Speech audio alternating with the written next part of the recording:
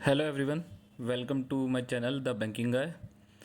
मैंने इस वीडियो से पहले दो वीडियो और अपनी अपलोड करी थी स्ट्रेटजी वीडियो। ये स्ट्रेटजी वीडियो की सीरीज़ में एक तीसरी वीडियो है जिसमें मैं रीजनिंग सेक्शन के बारे में आप लोग को बताना चाहूँगा। बाकी वीडियो स्टार्ट करने से मैं पहले कहना चाहूँगा, जो लोग चैनल पर नए हैं प्लीज़ चैनल को सब्सक्राइब कर दीजिए। बाकी अगर वीडियो ने थोड़ी भी अच्छी लगी तो इस वीडियो को लाइक कर दीजिए और इसमें अपना नीचे कमेंट करके अपना रिस्पॉन्स दीजिए कि आपको वीडियो कैसी लगी।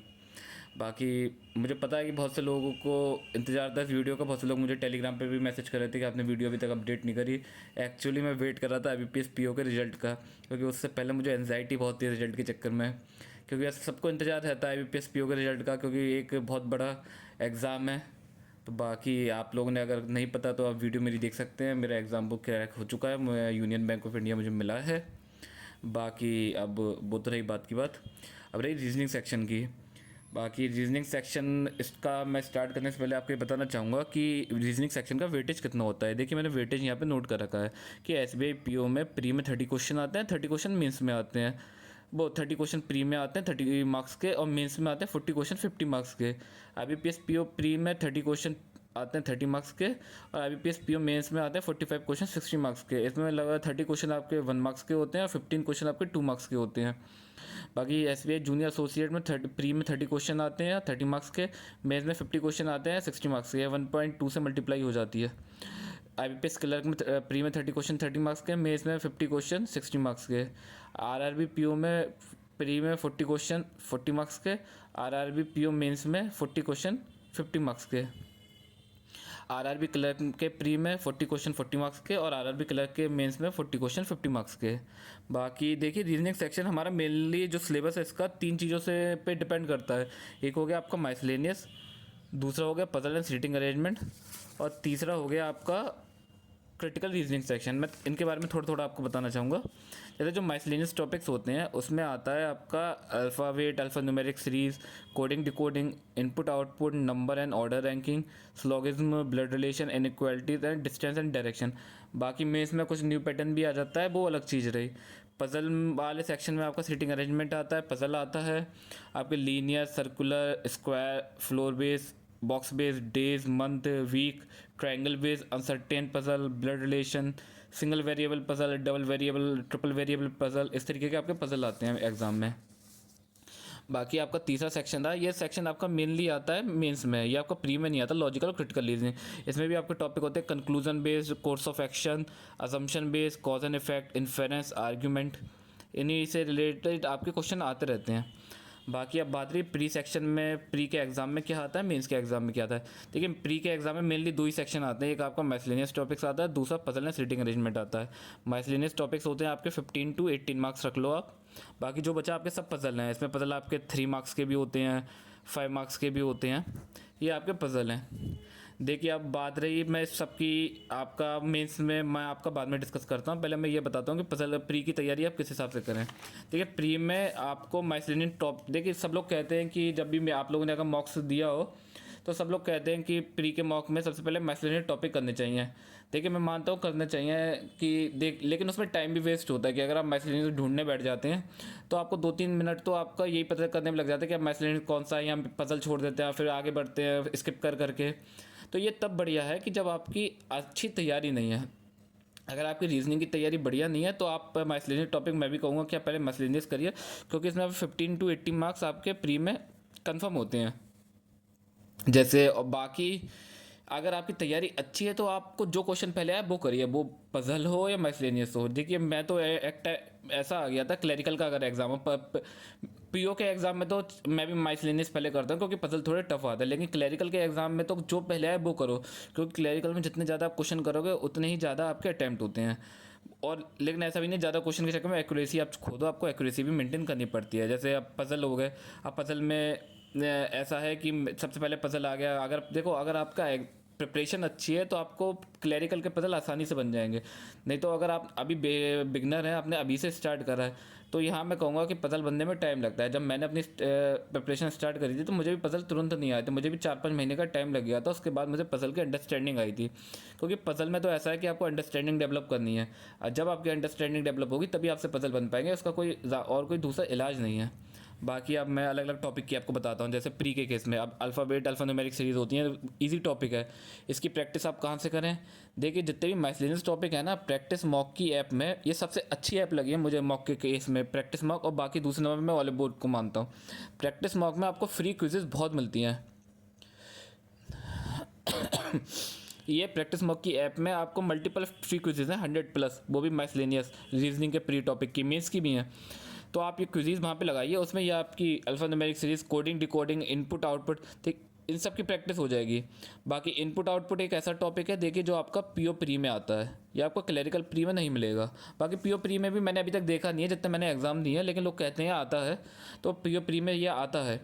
बाकी नंबर एंड ऑर्डर रैंकिंग, अब देखिए ये आपकी अल्फ़ान्यूमेरिक सीरीज़ है, इसके आपको 5 क्वेश्चन मिल जाते हैं।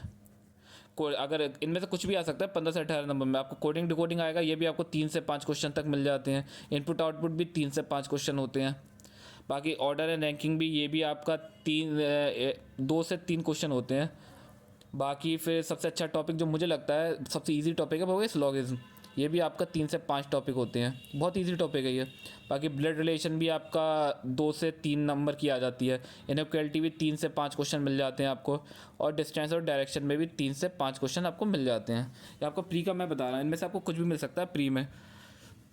बाकी तैयारी आप कैसे करें? देखिए ये अल्फ़ान्यूमेरिक सीरीज़, ये तो आपको मॉक लगाते हैं, इतनी ज़्यादा टफ नहीं है ये आपको क्विज़ से बहुत आसानी से हो जाएगी। कोडिंग डिकोडिंग भी आपकी क्विज़ से हो जाएगी। बाकी नहीं तो कोडिंग डिकोडिंग का एक अंकुश लांबा सर का मेथड है, वो आपको यूट्यूब पे मिल जाएगा। अंकुश लांबा सर कोडिंग डिकोडिंग करके आप डाल दीजिएगा, आपको बहुत सी वीडियोज़ मिल जाएंगी। बाकी इनपुट आउटपुट है, देखो इनपुट आउटपुट के तो हर इनपुट आउटपुट की ट्रिक होती है अलग। वो तो जितने आप ज़्यादा क्वेश्चन करोगे, ये किसी के उससे भी नहीं पता चलता आपको, कितनी क्लासेस देख लो कोई फ़ायदा नहीं। ये तो आपको मॉक से ही मिलेगा। जितने ज़्यादा आप क्वेश्चन अटैम्प्ट करेंगे उतनी ज़्यादा आपको ट्रिक पता चलेंगे कि इस तरीके से होता है, वैसे ही आपको बनेंगे आगे क्वेश्चन। बाकी ऑर्डर रैंकिंग या ईजी टॉपिक है, ये कोई ऐसे टॉपिक नहीं है कि आपने कभी पहले करे नहीं हो। बाकी स्लॉगिज्म है, ये एक ऐसा टॉपिक है जो आपसे जल्दी सबको क्लियर नहीं होता। देखिए इनके लिए मैं बताना चाहूँगा, राधे सर है, राधे सर की मल्टीपल वीडियो हैं यूट्यूब पे, आप राधे सर की क्लास देखिए स्लॉगिन्स की, आपका स्लॉगिन्स के सारे डाउट क्लियर हो जाएंगे। ब्लड रिलेशन इजी टॉपिक है, इसमें भी किसी क्लास देखने की जरूरत नहीं है, नॉर्मली बन जाता है क्वेश्चन। इनइक्वालिटी, इसके लिए भी आप राधे सर की क्लास देखिए, राधे सर ने बहुत अच्छी तरीके से इनइक्वालिटीज़ बताई है, क्योंकि इनइक्वालिटी में एक टॉपिक आता है ईदर और करके, ये दादे सर ने बहुत अच्छा क्लियर करा। यही आपको स्लॉगिज्म में टॉपिक आता है ईदर और, ये आपको तभी क्लियर होगा जब इसके आपको कॉन्सेप्ट पता होंगे। बाकी डिस्टेंस एंड डायरेक्शन ये भी आसान है, डायरेक्ट थ्योरी दी होती है कि आपको ऐसे ऐसे आगे बढ़ना है, वो सब हो जाता है। माइसलेनियस तो देखिए आपका यही रहा, ये प्री का रहा ये केस।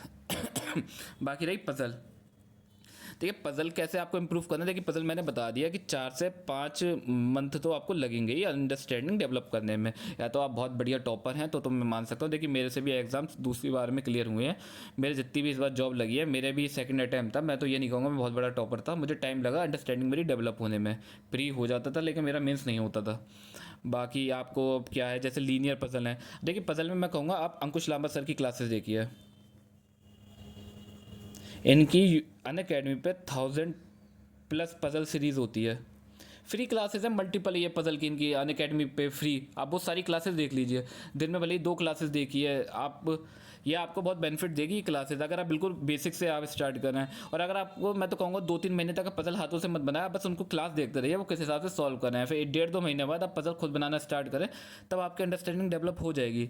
पजल में भी आपका लीनियर आता है, स्क्वायर आता है, सर्कुलर आता है। देखिए अब जो ये स्क्वायर और सर्कुलर होते हैं ना, इसका एक अंकुश सर बहुत अच्छा तरीका बताते हैं, थ्रेड मेथड। ये मुझे बहुत बढ़िया लगा। बहुत से लोग ये नहीं करते, उन्हें तो वो कन्वेंशनल मेथड पसंद है कि स्क्वायर, वो सर्कल बना दिया, स्क्वायर बना दिया, बाकी ट्रायंगल बना दिया, ऐसे बना के करते हैं सॉल्व। मुझसे ये तरीका नहीं होता, मैं भैया थ्रेड मेथड से ही मैं सॉल्व करता हूँ, मेरा बहुत जल्दी सॉल्व हो जाता है थ्रेड से। अंकुश सर ने थ्रेड बहुत बढ़िया तरीके से कराया है, उनके ये मेथड आप यूज़ करिएगा, थ्रेड मेथड। अगर आपने अभी नई नई प्रिपरेशन करी है और अगर आप पहले से प्रिपेयर करना है तो अपनी स्ट्रैटेजी चेंज मत करना, जो आप मेथड पहले यूज़ करे थे उसी से बनाना, कोई परेशानी नहीं है। बाकी फ्लोर बेस्ड है, ये बहुत आसान टॉपिक है, फ्लोर, बॉक्स और डेज और मंथ। ये तो मैं प्री में अगर ये इन 3 से मुझे मिल जाते थे तो मैं सबसे पहले यही अटैम्प्ट करता था। ये तो ऐसा टॉपिक है मेरा सबसे फेवरेट है, मुझसे बहुत आसानी से बन जाते हैं ये पजल। बाकी ट्रायंगुलर, बाकी ये टॉपिक अनसर्टेनिटी, ये मैं मैक्सिमम अवॉइड करता था, ये तो मैं प्री में भी अवॉइड करता था। कभी भी मुझसे ये ढंग से सॉल्व ही नहीं हुआ, हमेशा मैक्सिमम बार ऐसा हुआ जब भी मेरा एग्जाम हुआ है। मॉक में तो बढ़िया से हो जाता, लगे एग्जाम में मुझे यही टॉपिक हमेशा फंसा के बैठा है। बहुत से मेरे प्री इस टॉपिक के चक्कर में रहते लास्ट ईयर, और मैंने ये पजल उठा लेता था। बाकी ये आपका ब्लड रिलेशन वाली पजल है, ये ब्लड रिलेशन वाली पजल ना आपकी मेनली मेंस में आती है, प्री में नहीं आती। ये तो आपका डबल टॉपिक है, ये तो बहुत ज़्यादा टाइम ले जाता है ये वाली पजल। बाकी प्री में आपकी सिंगल वेरिएबल डबल वेरिएबल तक मिल जाती हैं। डबल आपकी पीओ प्री में मिलती हैं और बाकी सिंगल वेरिएबल तो आपको क्लैरिकल मिलती है। क्लैरिकल की तो पजल बहुत आसान होती है, आपको अपनी प्रैक्टिस मेंटेन करनी है। क्योंकि देखिए आप क्लैरिकल में बताऊँ कितना किसको टाइम देना है, अगर आप प्री के केस में देना चाहें तो माइसलेनियस टॉपिक आपकी मेनली 10 मिनट में हो जाने चाहिए सारे।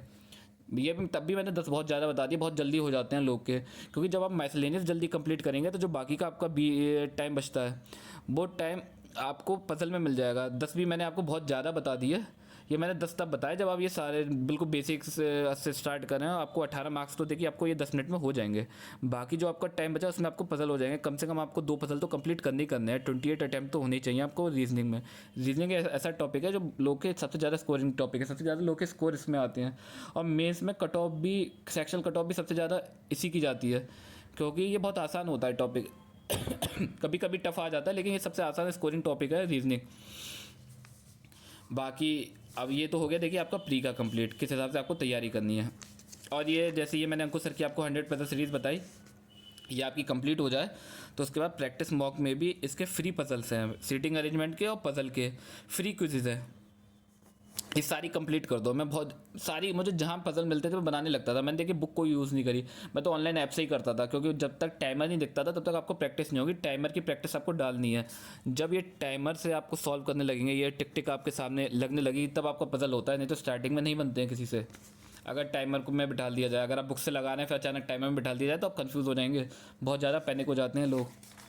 बाकी देखिए अब मैं बात करता हूँ मेंस की। मेंस में देखिए आपके माइसलेनियस आता है, पजल्स एंड सीटिंग अरेंजमेंट आते हैं, लॉजिकल आते हैं। मेंस में मैं कहूँगा माइसलेनियस सबसे पहले करो, फर्स्ट अटैम्प्ट। मैं देखिए क्या करता था मेंस के मॉक में, मॉक रखें एग्ज़ाम रखें, सबसे पहले मैंने पूरा पेपर स्किप करा, फिर जहाँ माइसलेनियस दिखे वहाँ मैंने मार्क करा, क्योंकि आपको बतेरा टाइम मिलता है, टाइम की कोई कमी नहीं है मेंस में। आप तो ये सोचोगे वहाँ पे कि अब मैं इस टाइम पे बनाऊँ क्या, क्योंकि क्वेश्चन आपसे बन ही नहीं रहे होंगे।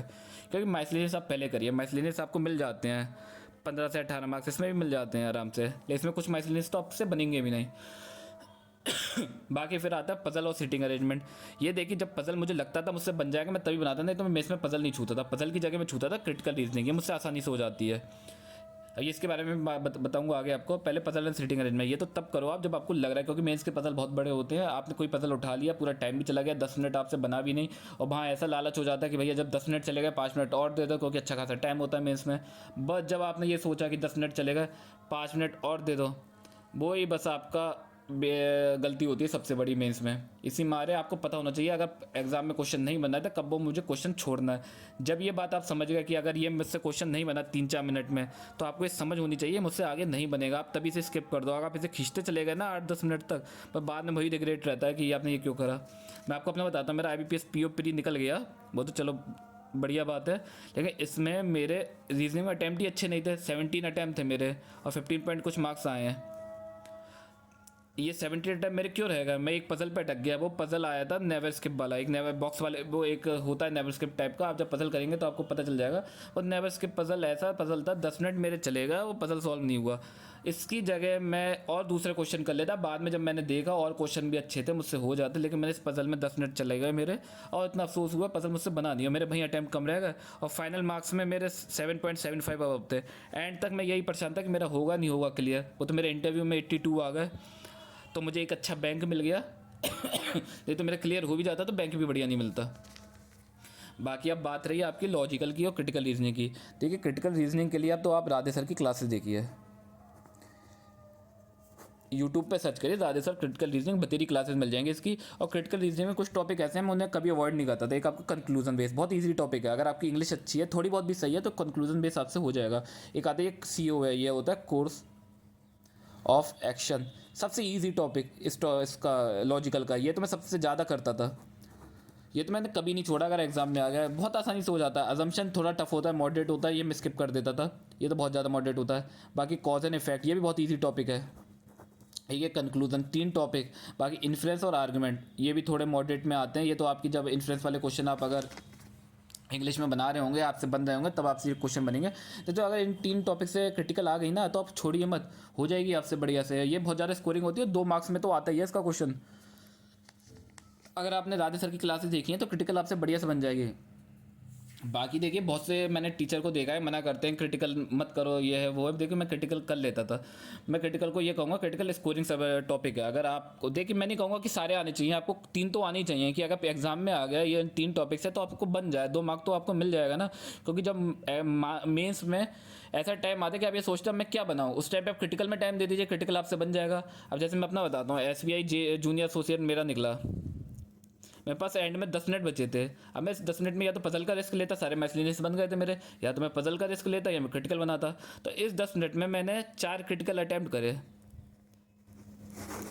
भले ही 4 हुए हो तो गए ना, नहीं तो मैं अगर पजल भी बनाता, इस टाइम पजल नहीं बनता 10 मिनट में मुझसे, तो ये 10 मिनट मेरे बर्बाद जाते। एक 4 क्रिटिकल मुझसे अटैम्प्ट होगा, क्योंकि क्रिटिकल कभी कभी ईजी आ जाती है। तो ये आपको 3 टॉपिक तो होने चाहिए, कंक्लूजन, कोर्स ऑफ एक्शन और कॉज एंड इफेक्ट, ये तो ईजी टॉपिक हैं। बाकी देखिए मैं कहूँगा, अब बाकी बहुत से लोग पूछ रहे थे कि ये प्री और मेंस के मॉक्स कैसे दीजिए। देखिए मैं जो अपने बता रहा हूँ, पहले तो आप अपनी बेसिक क्लियर कर लिया। अगर आपके बेसिक क्लियर है ना, तो उसके बाद की बता रहा हूँ मैं स्ट्रेटेजी क्या है। आप वीक में अल्टरनेट डे मॉक दीजिए। आज मॉक दिया, कल नहीं दिया, फिर मॉक दिया, कल नहीं दिया, फिर मॉक दिया, ऐसे करके आप प्री के मॉक्स तो दीजिए। ये तो हो गया आपका प्री का तरीका। बाकी हर वीक में एक मॉक आप मेंस का दीजिए, कंप्लीट मॉक्स। ये नहीं कि आपने सबमिट करके दिया, सबमिट करके मत दीजिए, आप ऐसे दीजिए। पूरा टाइम बर्बाद हो रहा है, आपकी बैठने की आदत जाएगी। क्योंकि जो जो 2-2.5 घंटे वहाँ बैठना होता है ना, दिमाग बहुत ज़्यादा ख़राब हो जाता है बैठते बैठते। आपकी प्रैक्टिस अभी से होगी तो आपको आगे जाके दिक्कत नहीं होगी। ये जब आप देंगे। बाकी अगर जिनसे मेंस का पूरा मॉक नहीं हो रहा तो देखिए, जो सेक्शन आपको टफ लगता है उसका सेक्शनल दे दीजिए, ये भी बहुत फ़ायदेमंद है। सेक्शनल दीजिए, ये मेंस के केस में एक मेंस का दीजिए जरूर, फिर उसका एनालिसिस करिए, उसमें ही आपको 2-3 दिन लग जाएंगे अगर नई नई नई प्रिपरेशन स्टार्ट करिए। और देखिए मैं मेंस का अभी से कहने के लिए क्यों कह रहा हूँ, जैसे ही आपका अगस्त स्टार्ट होगा, आपके RRB के एग्ज़ाम स्टार्ट हो जाएंगे। पूरा प्री आप देते रहेंगे, मेंस तो आप करना ही बंद कर देंगे जुलाई से ही। मैं जानता हूँ बहुत से बंद कर देते हैं, मैं भी बंद कर देता था, मेरी गलती थी। बाकी अगस्त हुआ, सितंबर में रिजल्ट आ जाएगा, सितंबर में रिजल्ट आएगा और अक्टूबर में दे दिया जाएगा कि इसके मेंस हैं RRB के। उसी टाइम पे अक्टूबर में आपका IBPS का मेंस प्री हो जाएगा। IBPS के जितने भी प्री हैं, PO प्री, क्लर्क प्री। अब उस टाइम पे आपको IBPS, PO प्री और क्लर्क प्री के भी मॉक्स देने हैं। उसी टाइम पे आपको मेंस की तैयारी भी करनी है RRB का, अगर आपका RRB निकल गया। फिर आप रखिए, फिर IBPS का जो मेंस होगा वो भी आपका शायद नवंबर तक हो जाएगा। नवंबर तक आपका RRB का मेंस होगा, तो अब वो IBPS का मेंस होगा। उसी टाइम पे आपका SBI के भी एग्ज़ाम आ जाएंगे। SBI का आपको पता चल जाएगा, PO का और क्लर्क का इस बार तो ऐसे ही हुआ था। आपको पता चल जाएगा कि एग्ज़ाम है, फिर आप इसके भी प्री देने लग जाएंगे, फिर मेंस देने हैं। और ये जो मंथ होती है, जो टाइम होता है ना अगस्त के बाद का, इसमें सबसे ज़्यादा टाइम ख़राब होता है करंट अफेयर में। क्योंकि ये इसको आपको बहुत टाइम देना ही देना है, क्योंकि भैया आपको सेक्शनल निकालनी है। सेक्शनल ऐसे नहीं है कि आपने थोड़ा बहुत कर लिया, करके आपको जाना ही अच्छा खासा तभी आप सेक्शनल निकाल पाएंगे, नहीं तो लोग की सेक्शनल नहीं निकलती करंट अफेयर की।